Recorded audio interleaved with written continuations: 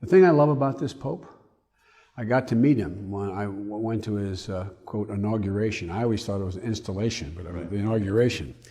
And I had the great pleasure of representing the United States of America. My sister was with me, and I sat in the altar. And afterwards, as you know, Father, you line up in alphabetical order in the Basilica, and the Holy Father stands at the foot of the altar, and he greets every head of state or acting for the head of state.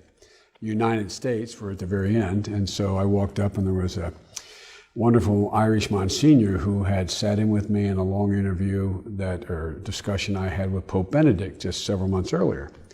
And he said, "Oh, Mr. Vice President," he said, you know, "Holy Father."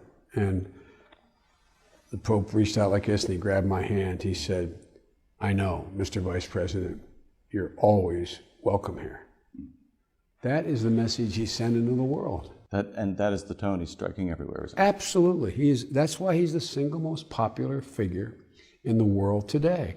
And not just in Catholic nations, across the board.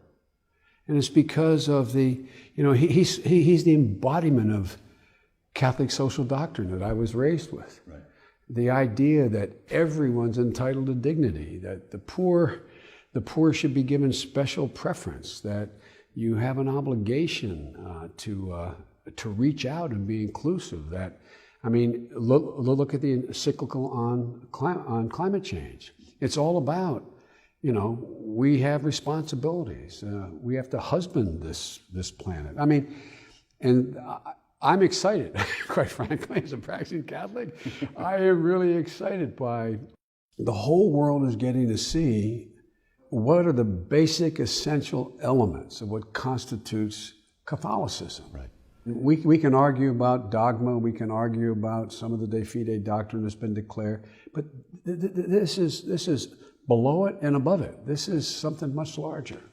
And you mentioned the encyclical Laudato Si, which had an enormous impact. Some folks in this country, some of the candidates for president have said that the Pope should stay out of politics. He should really not be really involved in politics. But they're wrong about that. Yeah. He didn't get into politics. He made it clear. It is not the papacy's role to be the scientist in chief or the political arbiter. But what he talked about are basic fundamental assertions. Look, the way I read it is it was an invitation, almost a demand, that a dialogue began internationally to deal with what is the single most consequential problem and issue facing humanity right now. And so the fact that he talked about, even our Department of Defense has written long papers several years ago talking about what a danger to national security failure to deal with this is. Sea levels rise another foot. You've got tens of millions of people being displaced.